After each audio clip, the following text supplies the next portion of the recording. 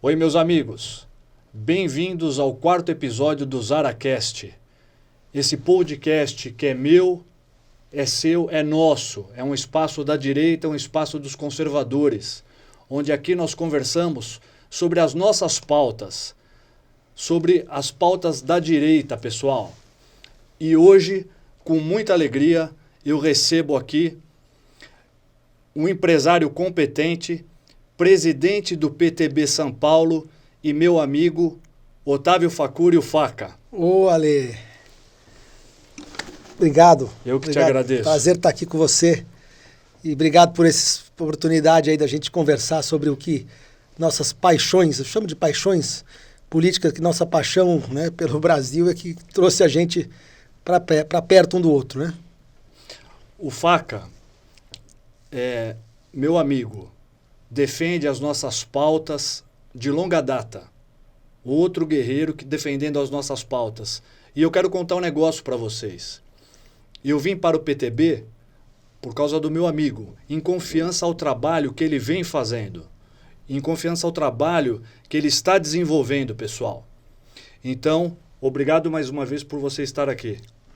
Olha, para mim é um prazer e uma honra poder estar do lado de pessoas como você, né, na busca, né, por defesa daqueles nossos valores, os 5 pilares, né, que trazem a gente, nos trouxeram para a mesma batalha, né, para o mesmo fronte, né, que é a defesa de Deus, pátria, família, vida e liberdade. Né? As nossas pautas conservadoras. Além de presidente do PTB, um empresário competente, um empresário do mercado financeiro, viveu lá fora, trabalhou em grandes instituições, passou por crises e falando de mercado financeiro, falando de economia, eu vou começar, Faca, com um assunto aqui. Meus amigos, foi aprovado em 2021, 8 de junho de 2021, pela Alesp, um projeto de lei 359 de 2021. Esse projeto de lei endividou o Estado em mais de 8 bilhões de reais.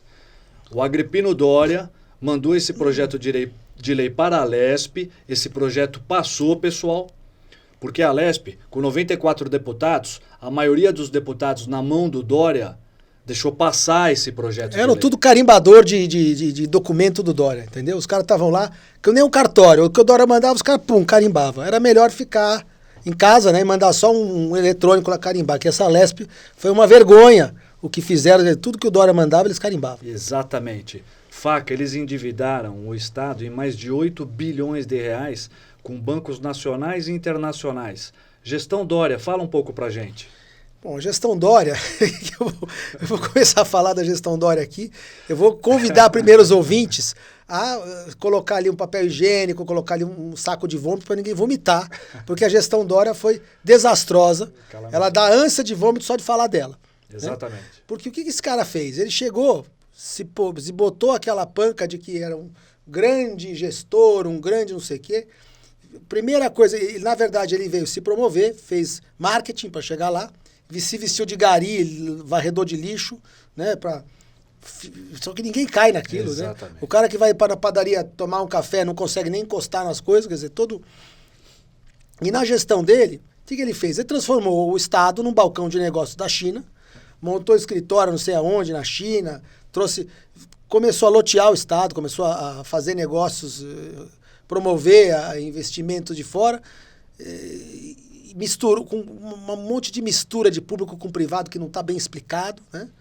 E na gestão aqui ele basicamente descontrolou-se em termos de gasto, como você falou, é basicamente um projeto que desrespeitou o teto de gastos. E ele não explica, Faca, ele não explicou para que era o dinheiro. Exatamente, ele aprovou uma dotação orçamentária sem explicar a aplicação do recurso.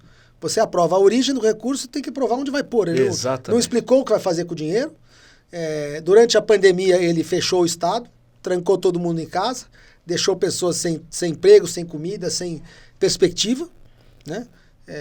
Colocou a polícia dele para vigiar as pessoas. colocou uma ordem para as empresas de celular para ficar rastreando as pessoas, quem estava saindo de casa ou não, se eu recebia SMS. Fica em casa. Como é que ele sabia que eu não estava em casa? Que ele ficou me rastreando pelo celular se eu estava na rua? Você lembrou muito bem, Faca. Eu lembro de uma carreata que nós falamos, foi uma carreata. Nós falamos sobre ele querer rastrear o povo, a população. Exatamente. Mais uma dele. É um cara que tem sanha por controle. Para ele, todo mundo tinha que ser controlado igual gado, sabe? Só por pouco ele não colocou um ferro para marcar a gente aqui, quem tá dentro, quem tá... Entendeu? Assim, a vida dele foi controlar as pessoas. Eu me lembro, como cidadão, me revoltei contra isso. Eu entrei com mandato de segurança para não ser rastreado. Eu ganhei esse mandato de segurança. O desembargador deu que meu celular, a ordem para Vivo, que minha localização não podia ser passada para ninguém do governo Dória. Então eu tenho esse mandato de segurança, nem sei se... Para mim era uma questão de honra. Eu não vou aceitar um cara, governador de São Paulo, ou que pode ser quem for, invadir a minha privacidade e ficar me monitorando. Pô. Eu não sou bandido. Monitoramento é para bandido. Exatamente. Vai tornozeleira eletrônica para a turma do Lula. Pô. Não é para nós, a gente não é bandido. Pô. Você é monitorado pelo cara. Muito bem lembrado aqui pelo Faca. Eu quero aproveitar... Meu direito de ir e vir. Cadê o direito de ir e vir da gente? Exatamente. O cara estava tirando esse direito, pô, um direito constitucional. Artigo 5º, pô. Exatamente. Vai tirar isso por um decretinho de governador? Pegasse aquele decreto e limpasse a privada da casa dele. Vamos fatiar um pouquinho esse negócio de gestão Dória. Eu vou tocar aqui nos temas. Eu acompanho o Faca faz tempo. E o Faca também me acompanha. Quantas vezes, Faca, nós fomos para as ruas lutando contra o lockdown que fechou São Paulo por mais de 4 meses? Qual é a economia que aguenta isso, meu amigo? Nós estamos vendo o que está acontecendo agora com a economia, né? Estamos vendo de novo um risco de recessão, né? E não é só o Brasil, é o mundo todo, que o mundo todo embarcou nessa. O Bolsonaro resistiu o que ele pôde como presidente, mas os governadores chegaram a se reunir.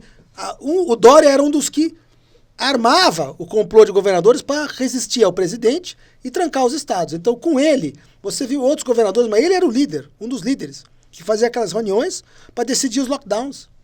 Entendeu? E aí ele fazia de uma forma que, decretando, um decreto, nem esperou aprovar, tentou aprovar a lei, né, mas ele fazia por decreto. Tanto que o PTB entrou contra alguns decretos do Dória, né? Porque ele tem certas coisas que não pode por decreto. E ele fez lockdown por decreto. E nós fomos contra, a gente entrou na justiça como partido, mas, assim, o TJ de São Paulo estava meio que fechado com ele. A gente não conseguiu reverter essas decisões por decreto, a não ser que saísse do TJ e subisse para o STJ, que não deu tempo, porque depois acabou, mas teria que ser uma briga jurídica muito grande. Mas o Dória tinha ali, ao mesmo tempo, interesse. Porque ele tinha, na ideia do lockdown, o que ele queria? Manter todo mundo trancado até ele conseguir vender a vacina dele. Certo? A ideia dele vou deixar todo mundo trancado e com uma mão eu tranco as pessoas e com a outra eu vou pegar o contrato lá daquela Coronavac, que ele queria aprovar de qualquer jeito, aquele contrato. Exatamente. Daquela vacina que não funcionava, aquele lixo de vacina. Entendeu? Eu sou de uma geração, imagina, eu cresci tomando vacina. Eu tomava vacina Sabin, que dei para meus filhos, que funciona. Exatamente. Vacina da varíola, vacina do sarampo, da coqueluche, difteria. Também, pô, essas vacinas, vacina que comprovadamente funciona. Exatamente. O cara me pegou uma vacina da China, que com um índice de eficácia baixíssimo, né? E quis aprovar no corre-corre, correndo. Saiu até um áudio dele, lembra que saiu aquele áudio vazado da reunião que ele teve? Lembro. Falando da China, não sei o que tinha que aprovar a vacina. Lembrado. Ele queria aprovar mais rápido que o governo federal, para depois dizer que ele tinha um interesse. A gente não sabe que interesse ele tinha com aquele contrato, se tinha interesse dele com o chinês, não tinha. Eu sei que ele aprovou correndo e quis empurrar essa vacina em cima de todo mundo. Uma vacina que não funcionava, pô, tinha 50% de eficácia, 49%, menos da metade ou menos metade. Da metade. Que isso? O que ele foi fazer na China em agosto de 2019, assinar um contrato com a Sinovac antes dessa temporada de terror do bichinho Xing Ling? Ele foi antes de assinar o contrato. Foi muito estranho. Aquele contrato com data de 2019 está muito mal explicado. Você vai me dizer que o Dória tinha a bola de cristal? Não tinha bola de cristal.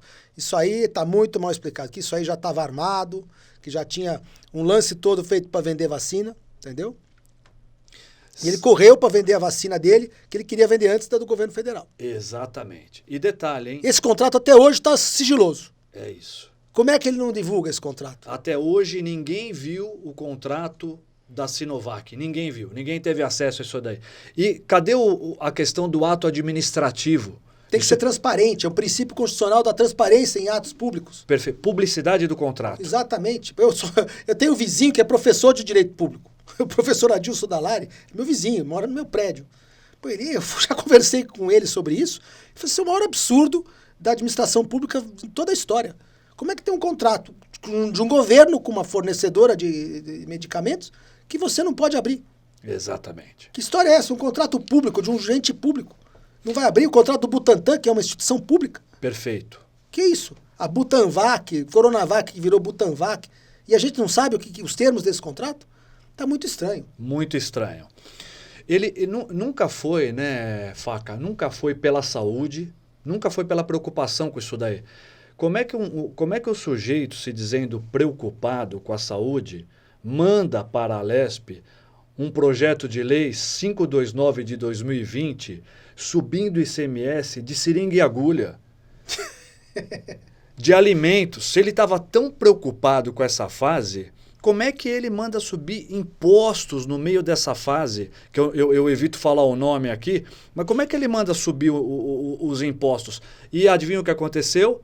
Passou na Alesp, porque a maioria dos deputados estavam na mão dele. São os batedores de carimbo do Dória. Exatamente. Certo? Batedor de carimbo, que estão ali para bater carimbo, como se fosse um cartório. Exatamente. É mais fácil o cara trocar na carteira de trabalho dele. Sou deputado? Não, você é um escrivão do cartório. Como é que é? Agente cartorário?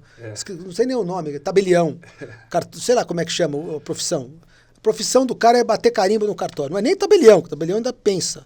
É o cara que bate carimbo ali, entendeu? Poucos deputados ali lutaram por nós. Sim, a gente sabe no dedo, contar nas mãos, os dedos das mãos ali quem lutou por nós. Exatamente. Conta-se numas mãos quem lutou por nós. Quem lutou por nossas pautas pelos conservadores. Em partido, então, sabemos que foi o PTB só. O PTB lá no Supremo, entrou com... A atuação do PTB nacional no Supremo foi contra tudo, né? E aqui em São Paulo, a gente veio na mesma linha. Até eu assumi o PTB em 2021, em julho. No final do ano passado, já entramos com o que a gente podia no TJ aqui, entramos com mandato de segurança, com ADI, viemos para a briga jurídica aqui, em nome do PTB São Paulo, em nome da população de São Paulo, tentar defender Deus, pátria, família, vida e liberdade. Exatamente. Eu sou testemunha e eu repito, um dos motivos que me fez vir para o PTB é a confiança nesse meu amigo, o trabalho que ele vem fazendo. E nós somos testemunha. E esse trabalho tem que ser ampliado. Tem que ser ampliado. A gente tem que fortalecer as bases da direita, né, Faca? Pois é. Até para... Quando a gente fala fortalecer, não é só pensarmos em presidente, em governador, é fortalecer embaixo também. Tudo. Precisa, né? Lógico, principalmente nós não estamos organizados. O Bolsonaro ganhou em 2018, mas até hoje, até pouco tempo atrás, não tinha partido de direita. O PTB está em vias de se tornar um partido de direita. A gente está virando o partido para a direita. Tem diretório que ainda não é de direita, mas São Paulo, por exemplo, é um dos que está na frente. Aqui a gente recebeu para montar um partido de direita. Então aqui a gente vai cumprir o estatuto do partido. Deus, pátria, família, vida e liberdade. O diretório veio inteiro para nossas mãos, sem nenhuma pessoa das antigas. Quem eu quis deixar eram pessoas de confiança que se alinhariam conosco. E a gente trocou para pessoas. Quem saiu foi para trocar para pessoas novas que tenham 100% alinhadas com a gente. E a gente precisa ter bancada, precisamos ter organização. A esquerda está organizada em termos legislativos há muitos anos, há décadas. A direita tem alguma organização em termos de ativismo de rua, mas zero organização em termos de política partidária. Temos que tentar, entendeu? Não é enfiando um monte de gente de direita num partido que você constrói um partido. O PSL era enfiar um monte de gente de direita lá. Virou um partido de direita? Não. Aí tentaram aliança. Não conseguiu. O PTB, a gente não saiu pegando gente de direita. A gente mudou o estatuto. A gente está colocando pessoas estratégicas nos lugares. Ainda temos que mudar a imagem do partido mais. Mas não é, ó, vou jogar aqui um monte de deputado e senador de direita no partido, que nem fizeram lá no PL. Você não vai transformar o PL num partido de direita fazendo isso. Porque o estatuto não é de direita, a direção partidária não é de direita, né? Ali, a direção é mais fisiológica e tal. Deve ter boas pessoas lá, mas não são pessoas que viveram essa pauta. Entrou muita gente de direita lá? Sim, eu espero que as pessoas que entraram lá assumam posições de liderança dentro do partido. Espero que o Eduardo Bolsonaro, por exemplo, se elegendo, que ele é um dos puxadores de voto, é um dos que tem chance, que tem voto para se eleger, que ele lidere a bancada do partido dele. Aqui no PTB, nós queremos eleger pessoas como você, que vão liderar uma bancada na direção correta, entendeu? Com compromisso com a pauta, entendeu? Na época do PSL, eles não conseguiram colocar uma pessoa de direita na liderança do partido. O líder era aquele delegado Valdir, era não sei o quê, tudo turma do Bivar que estava ali não para colocar o partido do lado certo. Aqui no PTB, nosso objetivo é esse, é colocar as pessoas certas nas posições certas para exercer liderança dentro do espaço político ali. O presidente do PTB São Paulo falando. Então, esse é o caminho do partido, é o caminho que o partido quer Exatamente. seguir. E o Roberto Jefferson, que é o presidente de honra do PTB, que quando me convidou para vir para o PTB, era o presidente nacional do PTB, que está hoje em prisão domiciliar por conta dessa coisa maluca, né, do cara ser perseguido pelas opiniões. Sim. E ele teve uma mudança realmente. Ele com o grupo dele, decidiu que o partido ia ser colocado na posição de direita. Quer dizer, fizeram alteração de estatuto. O PTB é o único partido hoje que tem no seu estatuto a defesa de Deus, pátria, família, vida e liberdade. Incondicional. Nós vamos defender a vida desde a concepção, nós vamos defender o armamento civil, né, para todos os brasileiros aptos, né, que tenham qualificação técnica e aptidão psicológica e técnica e condições, que tenham esse direito, que possam adquirir. Vamos defender a educação, que educação é em casa, escola é ensino, não é educação. Certo? Então, educação, valores, até educação sexual, é em casa. Excelente. É em casa, não é professor escolar que ensina essas coisas. Excelente. Eu quero aproveitar esse gancho. Escola é ensino, escola é matemática, português, geografia, história, língua portuguesa, redação, isso é escola. Não é escola para fazer criança vestir roupa do osso. Sexualização de criança de 3, 4, 5 anos. Nada, ideologia de gênero. Não, isso não existe isso aí. Essa coisa é banheiro para homem, banheiro para mulher. Não tem como aceitar um banheiro trans, porque você vai botar uma pessoa de um sexo com uma pessoa de outro sexo no banheiro, uma criança com um homem vestido de mulher. Não dá para você aceitar quem tem uma filha pequena, um filho pequeno, e que vai entrar no banheiro e vai ali estar fazendo suas necessidades do lado de uma pessoa adulta, de outro sexo, com uma roupa de mulher ou de homem, entendeu? Não uma menina de 7 anos entra um rapaz de 18 anos no banheiro, no mesmo banheiro. E só porque é vestido de mulher pode. Não está certo. Não está certo. E você vai criar uma normatização na cabeça daquela menina, só porque ela vai estar ali no banheiro assistindo uma pessoa vestida de mulher, só que fazendo necessidade como homem. E ela olha aquilo, o que deveria ser chocante para ela poder ir contar para os pais, não vai ser, porque ela está vendo aquilo todo dia. Uma hora vai chegar um homem adulto e vai fazer uma violência, né, um assédio contra essa menina, e ela, em vez de achar chocante e contar para a família, ela aceitou aquilo. E está ali um princípio de uma facilitação para um pedófilo, por exemplo. Porque o certo, eu ensino para meu filho tem um filho de 11 anos, mas quando ele tinha 5 ou 6, eu já falava para ele, você entrou no banheiro, se um outro cara se aproximar de você sem roupa, chegar perto de você, não está certo isso aí, mesmo sendo homem. Vaze de lá, corra, venha me falar, que está errado, entendeu? E eu estou ensinando que aquilo não é normal. Agora, fazendo isso, banheiro, trânsito, aqui você está deixando virar, você está normatizando uma coisa e você não tem como evitar, por exemplo, a criança vai entender, como é que ela vai saber evitar a aproximação de um pedófilo, por exemplo? Como? Se ela achar aquilo normal. Está errado. Exatamente. A coisa é perigosa. Perigosíssima.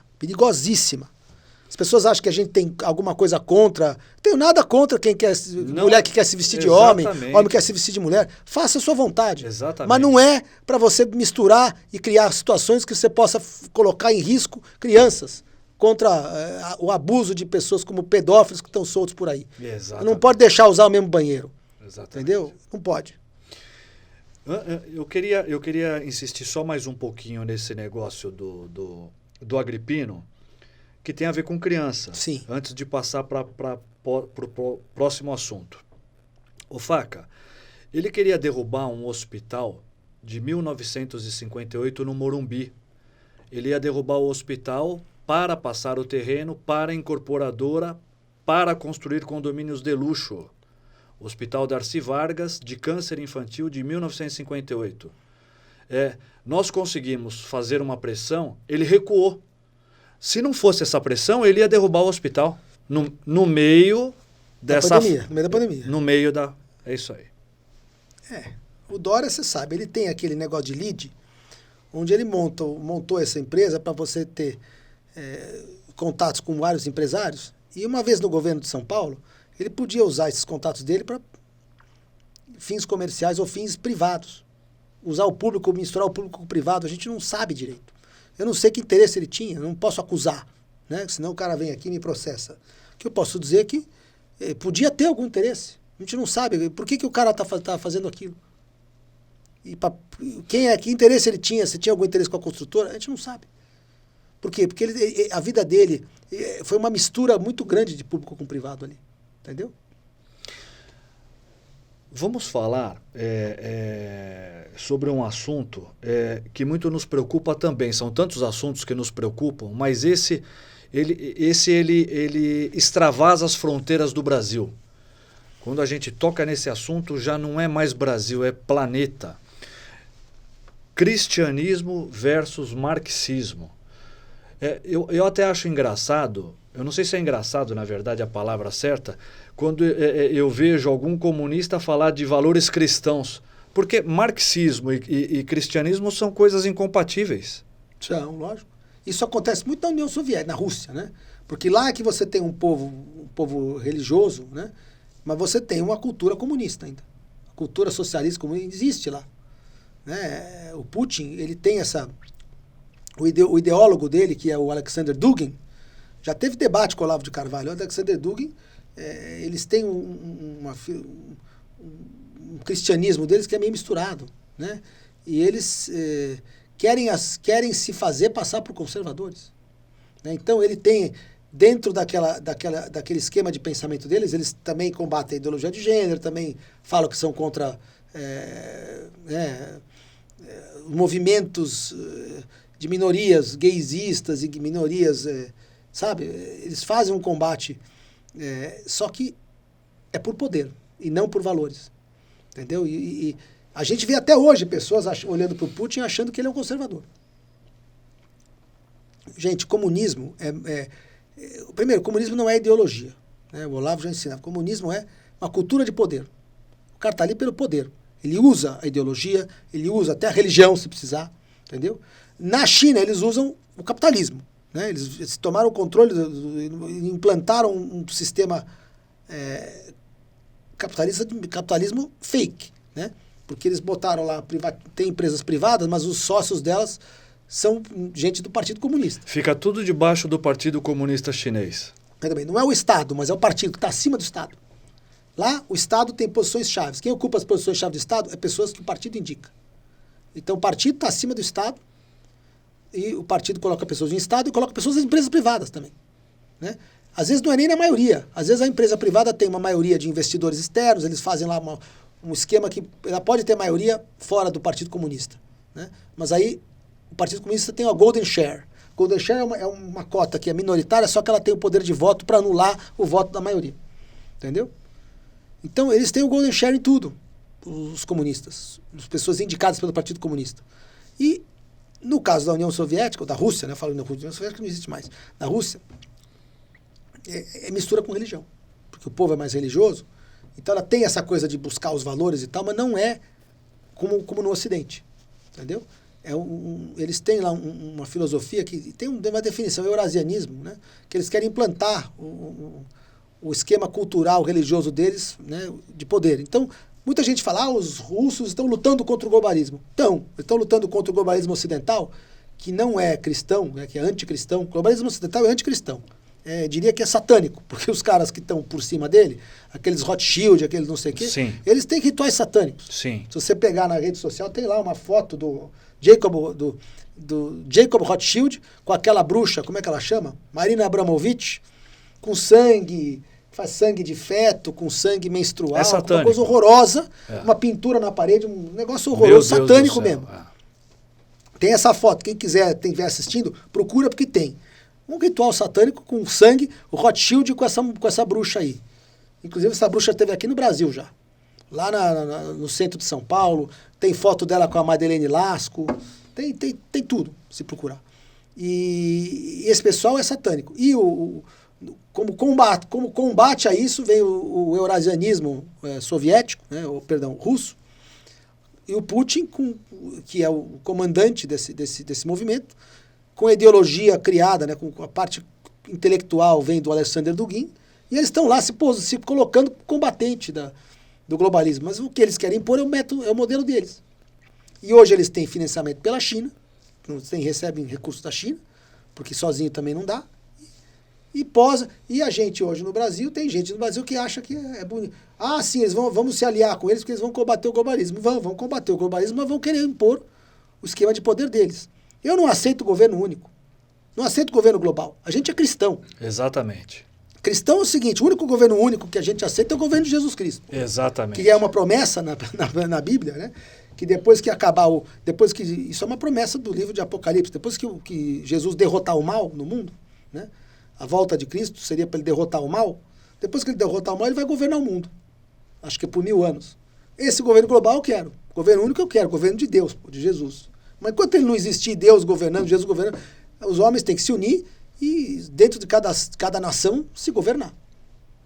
Entendeu? Exatamente. E a nação que tiver Deus, pátria e família acima de tudo vai ter um governo melhor, né, do que quem governa por poder, né? Os assuntos, eles são todos interligados, né? Nós passamos por uma fase da história, eu nunca imaginei passar na vida, nunca sonhei com isso daí. Esses últimos dois anos que nós passamos aí. De controle social. Isso também extravasou as fronteiras do Brasil. Isso, quer dizer, foi do planeta inteiro. A sociedade nunca foi tão controlada como ela está hoje. É uma elite globalista por trás de tudo isso daí. Sim, essa elite globalista são metacapitalistas que estão amando de famílias. Tá? Então, você fala Jorge Soros e outros nomes assim, eles são os agentes financeiros, eles são os controllers financeiros, mas eles recebem de cima também daquelas famílias que estão ali há mais tempo do que próprias nações. Eu chamo de famílias dinásticas, são dinastias, elas têm mais tempo de história do que as próprias nações. As nações europeias não são são mais recentes, elas são depois da Idade Moderna. Você tem impérios, a época dos impérios acabou, e você tem a época das nações, tem nações que não têm mais de 300 anos. Esses caras têm mais de 300, 400 anos, essas famílias. Né? E a origem do recurso delas é anterior à colonização da Europa. Entendeu? Então, essas são famílias que têm a origem do recurso, né, do dinheiro que foi usado para iniciar os bancos. Os bancos modernos eles começaram no ano 1500, 1600, com aqueles bancos italianos e europeus, e esses bancos foram fundados com recursos dessas famílias. E até hoje você tem essas famílias mandando no sistema financeiro, no sistema econômico do mundo. Eles que mandam no Fed, por exemplo. O Fed não é uma instituição pública. Federal Reserve americano, que é o Banco Central americano, é uma instituição privada. Privada, comandada por banqueiros, né?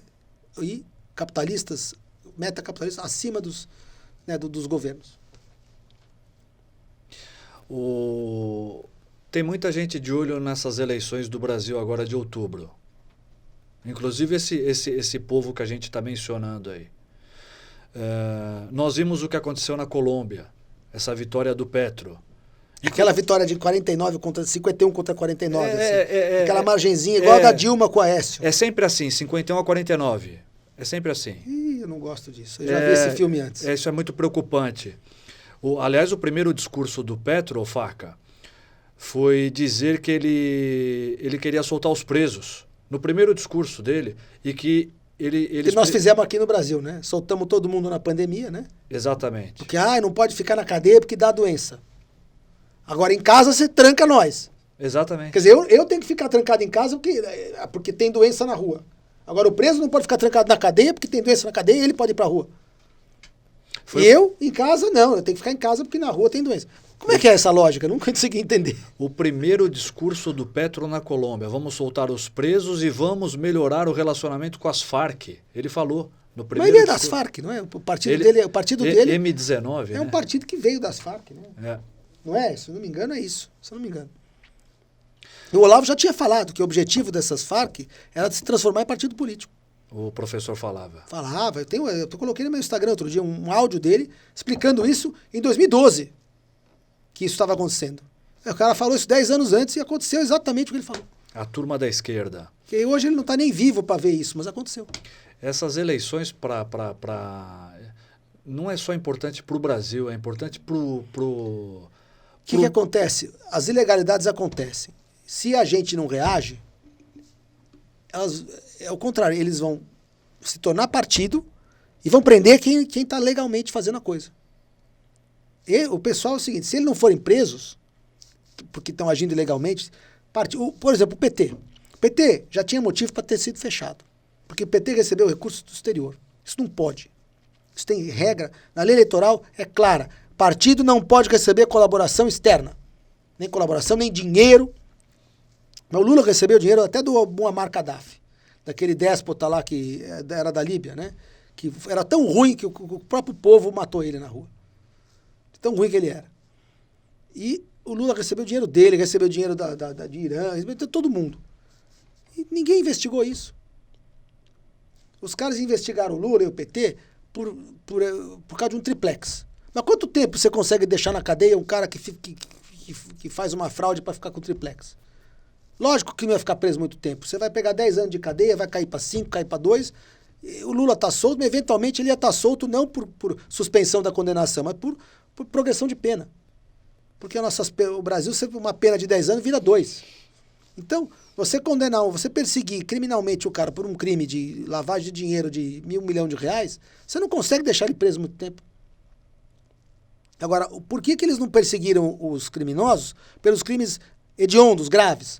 Por que não tem processo contra o PT por tráfico de droga? Facilitação de traficar droga. Todo mundo sabe que eles deixavam droga entrar e sair do Brasil, que faziam vista grossa para tudo. Tem ligações com o narcotráfico. Por que nunca foi investigado isso? Se a Lava Jato tivesse sido para investigar isso, o cara estava na cadeia até hoje. E não é porque o Brasil tem um sistema de justiça bom, não. É porque, sabe quem ia querer prendê-lo? O DEA americano. Entendeu? Se o Lula tivesse, o PT e os caras dele tivessem sido investigados a fundo pelas ligações com o narcotráfico, ele não estaria solto. A estratégia que foi usada foi errada. Eu vou fazer um processo para pegar ele por causa de um crime que ele fica só 2 anos na cadeia. Então, assim, já estava meio que na cara que isso ia acontecer.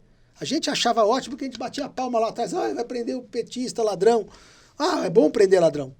Só que você vai pegar ele por um crime que no Brasil o cara vai ter progressão de pena e vai sair. Não precisava nem o Supremo anular a condenação. O cara já tá fora mesmo. É absurdo. Jamais poderia estar concorrendo. Jamais poderia estar concorrendo. E nessas eleições. Se a gente tivesse perseguido ele pelos crimes graves, hediondos, tá? Por exemplo, quem matou o Celso Daniel? Quem é que matou? E as testemunhas, inclusive. E as testemunhas. Se você consegue, e tem testemunha viva, tá? O Marcos Valério fez um depoimento dizendo que uma parte do dinheiro que ele tinha lá daquela época do mensalão foi para calar um cara que ia dedurar o Lula. O cara precisou de grana para não contar que o mandante do crime, que em tese seria, tá? Para não ser processado. Em tese, segundo esse cara, o mandante seria a cúpula do PT. Então o cara pegou o dinheiro do Marcos Valério para pagar o silêncio do cara. Por que isso não foi investigado? O cara tá preso lá, o Marcos Valério, ficou preso, mas ele contou isso em detalhe no depoimento. Por que não investigaram isso? Por que não foram atrás do cara? Para saber que isso era uma pista. E se você consegue conectar a atuação da cúpula do PT com esse assassinato, cara, é um crime de assassinato. Sabe como é que é o julgamento de um crime de assassinato? Não é molezinha, é júri popular, né? O cara pega 20, 30 anos. O Lula já tá preso. Se você pegar 20, 30 anos, você não sai antes de 10. Exatamente.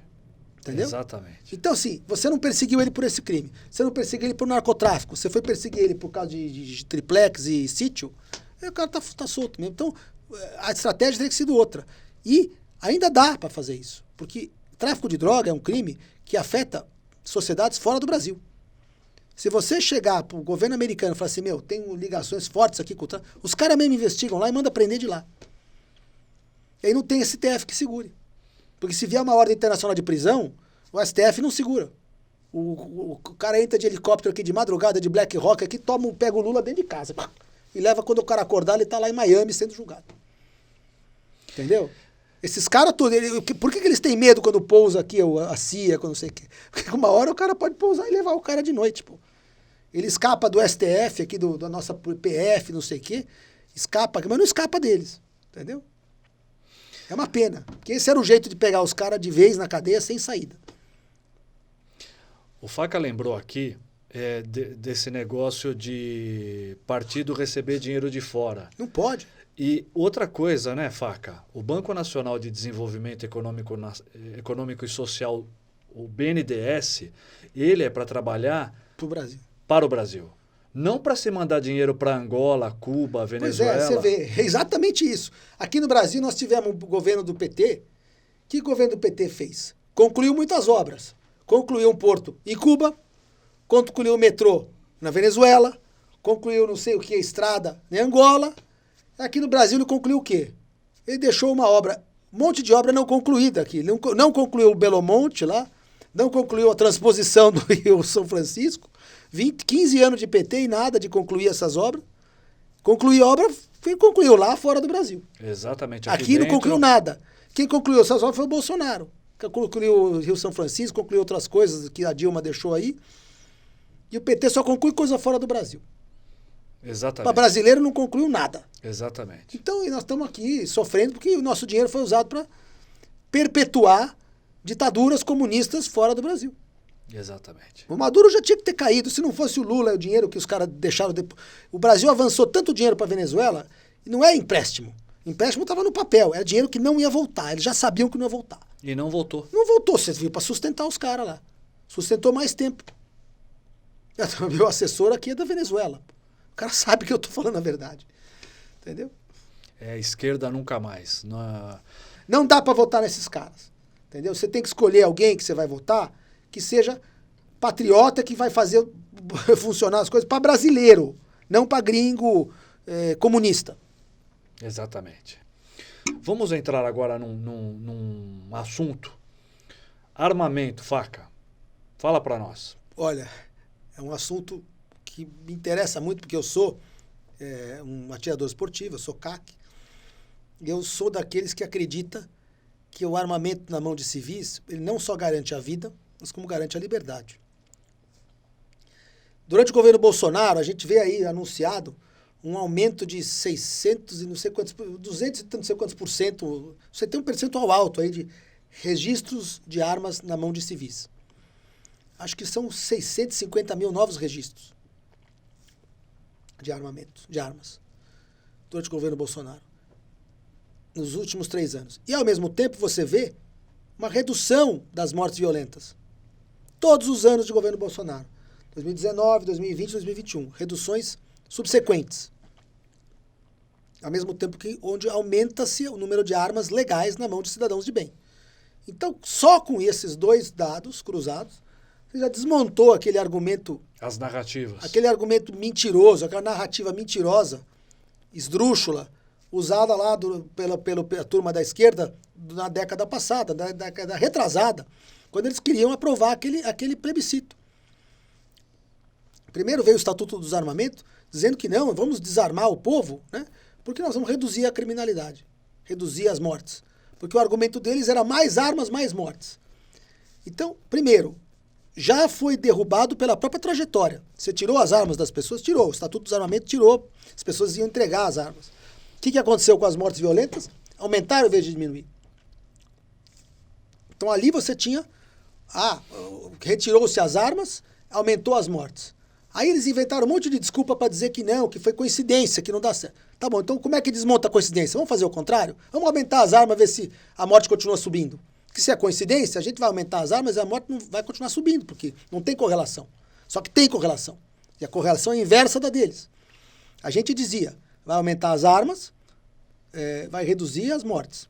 Eles retiraram as armas, as mortes aumentaram, a correlação mostrou que uma redução das armas aumentava as mortes. Eles queriam dizer que não tinha correlação nenhuma. Quando agora o Bolsonaro assumiu e aumentou o registro de armas, o que aconteceu com as mortes? Caíram. Então ele provou do outro lado que a correlação vale no inverso também. Você aumenta as armas nas mãos das pessoas de bem, mortes violentas reduz. Acabou com a narrativa, né? Acabou dos dois lados. O histórico de 20 anos de desarmamento acabou com a narrativa. Eles vieram com um monte de desculpinha. Lógico, tem uns caras que são bons em desmontar esses argumentos. Você pega um Benê Barbosa, pega um Marcos Polon, pega um Fabrício Rebelo, que são 3 caras que eu admiro demais. Os caras vão estar ouvindo aqui. Benê Barbosa, Fabrício Rebelo, Marcos Polon. Um abraço são caras que são heróis, tá? Porque eles estão nessa briga por muito mais tempo do que nós. Eles passaram anos trabalhando para desmontar essas falácias da esquerda. Agora nós temos 3 anos de dados que enterra, põe a 7 palmos essa mentira que foi contada. Mentira. Não tem essa. Mais armas na mão do cidadão de bem reduz o crime, reduz as mortes. Isso está claro. O sujeito não entra numa casa onde ele acha que tem uma arma. Isso é tão ridículo que até meu filho de 3 anos já sabe. Meu filho de 4 anos já sabe que se ele tem como... Ele já sabe que onde você vai apanhar, você não põe a mão. Ele já está educado. Eu não gosto que ele pega alguma coisa que corta, eu já dou um tapinha na mão dele para ele não fazer. Ele já sabe disso, porque tá na cara que o bandido não vai entrar numa casa escura se ele achar que tem um trabuco lá para ele dar de cara. Então, acabou essa história, tá? Espero que todo mundo esteja ouvindo aqui. Não acredite mais nesses mentirosos da esquerda, tá? A turma lá como chama lá, o marido da Andréa Sadi lá, que foi falar, ai, que estatística aterrorizante. Ele botou no Twitter, ai, que terror, aumentou 600 e não sei quantas mil armas na mão das pessoas. Meu Deus, que problema. Cara, caiu as mortes, caíram os crimes de assassinato com arma. Caiu esses crimes violentos, reduziram. É ótimo que aumentou as armas em mãos de pessoas de bem. Exatamente. É ótimo. E tem que aumentar mais. Tem que aumentar mais. Quem tiver aptidão, que tiver condição financeira, e tiver treino, e tiver psicológico, tem que ter sua arma, sim, senhor. É isso aí. Eu concordo. Esse assunto está enterrado, as mentiras estão enterradas. Quem é a favor do desarmamento? Os governos de esquerda, os ditadores. Ditadores. Né? Na Venezuela, eles querem desarmar a população. É o genocídio deles. Eles chamam a gente de genocida. Eles fizeram genocídio no Brasil. Porque no mesmo momento que eles tiraram as armas das pessoas, lá em 2003, o seu Lula, com aquele mensalão, com aquele dinheiro que ele comprava deputado, que ele comprou para votar aquilo, porque assim, o Congresso não ia votar aquilo se não fosse comprado. Porque o povo é a favor das armas. O povo votou no plebiscito em 2005 para não retirar as armas do comércio, para não proibir o comércio de armas. Mas o deputado, que em tese representa o povo, votou pelo desarmamento em 2003. Por quê? Porque estava recebendo ali envelopinho com dinheiro, que foi provado depois. Os caras foram tudo presos lá, a turma do mensal, ação penal 470. Só que aí, eles fizeram o quê? Os genocidas governantes da esquerda. Tiraram as armas das pessoas, faziam campanha para as pessoas venderem as armas, ao mesmo tempo começou a soltar bandido. Mas isso é um genocídio. Você tira a arma do cara, não deixa ele se defender, aí você vai soltando a bandidada na rua. Isso é um genocídio. Eles ficam chamando a gente de genocida. Durante a pandemia, qualquer hora era Bolsonaro genocida, não sei o que genocida. Genocidas são vocês, ô esquerdistas. Vocês fizeram um genocídio com o desarmamento, ao mesmo tempo com o desencarceramento. Exatamente. Esse é um genocídio. O genocídio é roubar dinheiro da saúde. O PT, parece que até o Reinaldo Azevedo, quando era um jornalista, que hoje ele não sei o que ele é, quando ele era um jornalista, ele publicou uma matéria dizendo que o PT roubou 250 bilhões da saúde. Isso é um genocídio. Você tirar dinheiro da saúde e deixar as pessoas morrer na fila do SUS. Exatamente. Isso é um genocídio, isso é genocídio. Não é porque o Bolsonaro saiu sem máscara, é um genocida. Quem que ele matou porque ele saiu sem máscara? Tomar banho. Pô. Ô Faca, esses dias, excelente. Esses dias eu estava assistindo o Entre Lobos. Eu assisti o Entre Lobos do Brasil Paralelo. Eles da esquerda, são culpados por essas 60, 70 mil mortes por ano, que não era isso, era bem menos que isso. Quando entrou o desarmamento e ao desencarceramento, o negócio subiu para 60, 70 mil por ano. Essa é a conta do genocídio deles, 60, 70 mil por ano por 15, 20 anos. Milhões de pessoas mortas por esse genocídio da esquerda. Ótimo. Vai, o filme Entre Lobos. Tá Eu assisti o Entre Lobos, recomendo, do Brasil Paralelo. Um abraço para o pessoal do Brasil Paralelo. Um abraço para o Mota. Excelente participação no Entre Lobos aí. Sim, o Roberto Mota, consultor Roberto de segurança Mota, lá do Rio. O Faca, um abraço, Mota. Mostra o Rio de Janeiro, a situação que está o Rio de Janeiro, com relação a armas, o tráfico de drogas. Tem tudo a ver com o assunto que a gente está falando. Quer dizer, os civis aqui, eles não querem que estejam armados. Mas, em compensação, os bandidos podem estar... O que entra de arma, contrabandeada naqueles morros, todo dia parece que tem caminhão carregando arma subindo o morro lá. Esse pode subir o morro. A polícia não pode, porque alguém falou lá que não podia, alguém do Supremo disse que não podia. A polícia não pode subir. Agora, essa decisão, que a polícia não pode subir o morro, isso é uma decisão inconstitucional, né? Porque é dever do Estado a segurança pública, está na Constituição. O ministro do Supremo que proibiu o helicóptero de sobrevoar morro e de a polícia entrar no morro. Pois é. Constitucional. Exatamente. O que a Constituição diz? Que a segurança pública é dever do Estado. É dever do Estado. O Estado tem o dever de patrulhar o morro se tem bandido lá com arma fria, se tem contrabando de armas, se tem tráfico de droga. É dever do Estado. Como é que você cancela um dever do Estado por uma sentença judicial? Não existe isso. Dever do Estado. Onde está o Estado? Onde está o cumprimento da lei e da Constituição nesse país? Tem que cumprir, pô. Exatamente. Você vai deixar a criminalidade reinar solta? Isso não está certo. Está errado. As pessoas têm que ver isso, têm que se atentar para isso. Entendeu? E você falou de arma. Hoje nos Estados Unidos, lá estamos vendo a história das armas. O presidente Joe Biden está dando uma palestra sobre controle de armas. Olha que engraçado. Olha, gente, o Joe Biden é o cara que largou 300 mil armas lá no Talibã, lá no Afeganistão, lá solta. Ele quer falar de controle de arma, o cara mais descontrolado que tem.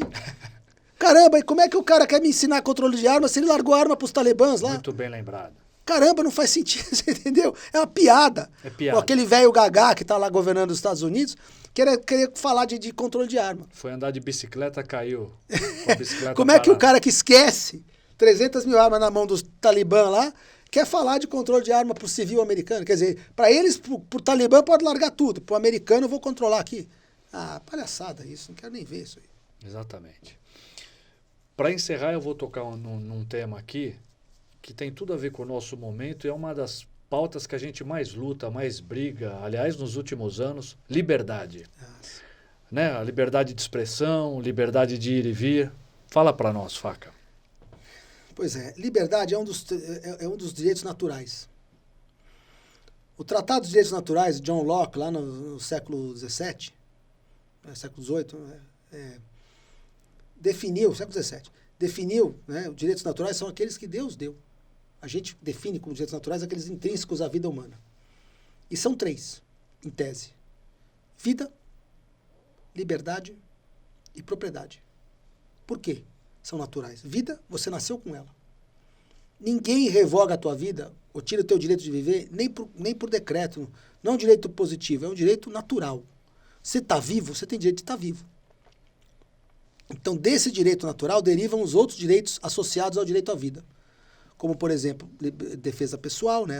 Liberdade para... O direito à vida, os direitos derivados dele é o direito à legítima defesa, que é a defesa da vida, né? A defesa da vida desde da concepção. Quer dizer, desse direito à vida, você extrai os outros dele. O direito à propriedade, sim, é natural também, porque todo homem tem que trabalhar para viver. Então, se você trabalha para viver, você tem direito de usufruir do fruto do teu trabalho. É o teu trabalho, é o teu suor. Se o teu suor te gerou uma sobra, que você pode guardar e acumular, que é o capital, então, o trabalho gera o capital. Você trabalha, você consegue acumular uma parte do que você produz. Isso chama-se capital. E você pode, com isso, você tem propriedade. Você tem propriedade sobre aquilo que você trabalhou. É teu direito usufruir daquilo como você bem entende, com a tua família, com as pessoas que você... Gente, a propriedade deriva do direito ao trabalho, que é natural. Você precisa trabalhar para viver. Não cai do céu as coisas. E o terceiro direito natural é o direito à liberdade. Você nasceu com perna e braço para andar, para se locomover. Você nasceu com pensamento para pensar e voz para falar. Você tem direito de falar o que você pensa. Liberdade de expressão, liberdade de locomoção. Liberdade de pensamento e opinião. É natural. Não dá para você legislar, não existe, não é um código que deu esse direito para você. Então, vou dar um exemplo. O governo americano, por que os Estados Unidos, os países ocidentais, principalmente os Estados Unidos, tiveram tanto sucesso no seu governo, na sua Constituição? Se tornou o país mais avançado do mundo. Que a Constituição americana, ela não tentou impor direito nenhum. Ela tenta preservar os direitos que já são naturais. E o que ela diz a Constituição americana é onde o Estado não pode invadir. Ela não fica que nem a Constituição brasileira, fica dando direito para todo mundo. Porque fora desses 3 direitos, qualquer outro direito que você der para alguém, é uma obrigação para outro. Você tem direito à educação. Tá bom, alguém vai pagar. Então você está obrigando alguém a pagar a educação do outro. Direito à saúde. Ótimo. Porém, custa. É um direito que não é natural. Direito a isso, direito àquilo. São sempre obrigações que são criadas para poder atender aquilo. Os direitos naturais, você não cria obrigação para ninguém. É natural. Teu direito à liberdade não cria obrigação nenhuma para mim. É teu direito de liberdade. Teu direito à vida não cria obrigação para mim. Teu direito à vida. Eu não tenho que gastar mais ou menos dinheiro para manter a tua vida. Entendeu? Para você ter direito à vida. Né? E direito, em tese, se todo mundo tivesse como se defender, não precisava nem de polícia. Você concorda? Claro, concordo. Então, a segurança pública veio porque foi um acordo social que aconteceu, por exemplo, na Grécia Antiga, onde as pessoas falaram assim, eu prefiro não me defender, não ter que defender minha casa, para eu poder trabalhar melhor, eu vou pagar aqui uma força armada para fazer a defesa da nossa sociedade. Então, por quê? Porque era difícil o cara se defender e ao mesmo tempo produzir. Ele tem que defender a casa dele contra o invasor, mas tem aquele que quer produzir também, então eles se uniram e falaram, não, vamos criar aqui um negócio chamado Estado, e vamos transferir a ele certas responsabilidades. A segurança do nosso bairro aqui, da nossa cidade, a gente transfere para pessoas com poder para isso, com armas para isso, e vamos poder trabalhar em tranquilidade, porque a nossa segurança é um grupo de homens que está fazendo, que é o Exército, que tinha a responsabilidade, era comandado pelo Estado. Então, a segurança pública veio disso. O Estado nasceu para dar segurança para as pessoas em volta dele. Então, este direito à segurança gerou uma obrigação que as pessoas tinham que pagar por isso, para poder separar pessoas para pagar. E depois de longos e longos anos, o Estado foi colocando novos direitos na conta do Estado, saúde, educação, blá, blá, segurança, que foi o início. A Constituição do Estado foi para dar segurança. A Grécia Antiga foi para isso. Os filósofos, os gregos que desenharam aquele modelo de Estado, cidades-estados, essa era a ideia. Você tinha que ter a segurança para o cara poder trabalhar em paz, dentro de casa ali, sem preocupar com o invasor, com o bárbaro que vinha, etc. e tal. Aí, hoje o Estado fica dando um monte de direito, segurança que ele nasceu para dar, ele já não dá mais, entendeu? Não dá segurança para ninguém, porque, pelo contrário, né, a polícia não consegue, porque vem lá alguém que fala que ela não pode isso, que não pode aquilo, tem que andar com câmera agora o policial. É absurdo. Entendeu? É um negócio absurdo. Arminha de choque. Arminha de choque, não sei o quê. Não pode atirar no bandido, porque se atirar no bandido, você vê excesso de violência. É uma burocracia terrível. Exatamente. Aí, o Estado... E eu estou dando um exemplo, mas a direito à liberdade, que o Estado... A Constituição americana, ela foi criada, eu entrei nesse gancho por isso. Ela foi criada para...